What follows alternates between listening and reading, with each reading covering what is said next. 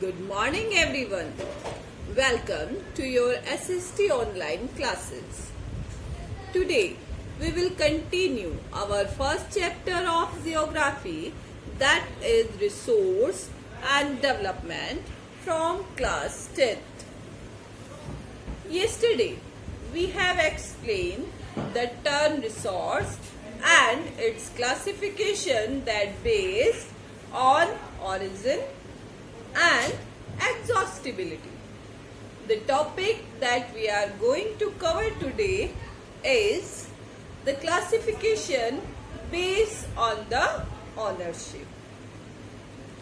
As we know that everything that available in our environment and that satisfied human need can be considered as resource.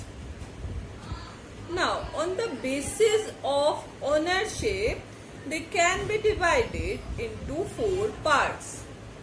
First, the individual resources. Second, community resources. Third, national resources.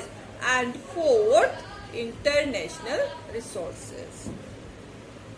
Firstly, I will tell you about the individual resources. The individual resources are the resources that are owned by an individual person.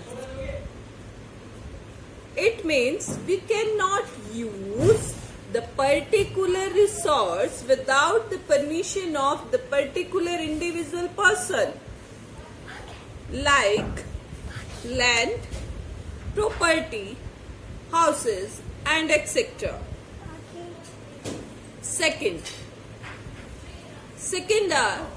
is community resources. Community resources are those resources which are owned or controlled or managed by a particular community.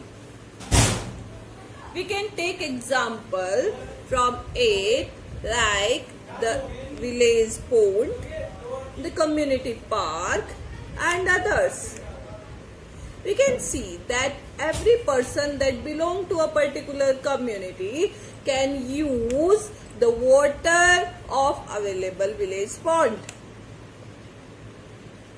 Now next, the national resources.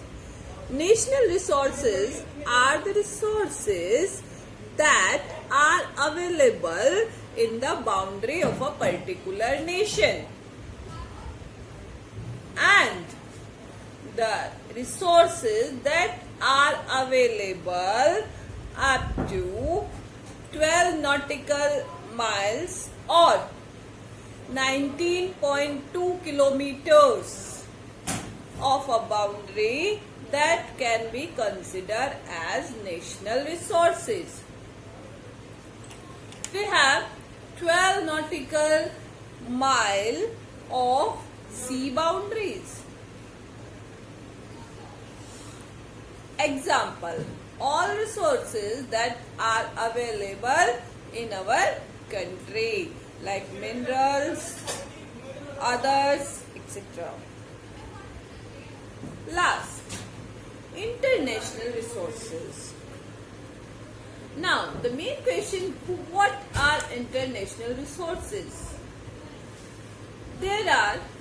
National resources are bounded in the land boundaries, but beyond the exclusive economic zone, the international resources will start. What are the exclusive economic zone? So, beside up to 200 nautical miles, the international boundary or the international resources will be start. And for their use, we have to take permission from international organization. It means the international resources are managed by the international unions like UN. For example, India have permission of United Nations to use manganese into Indian Ocean. So, today we have cleared the 4 terms that are individual resources, community resources, national resources and international resources. I hope every term is clear for everyone. Thank you.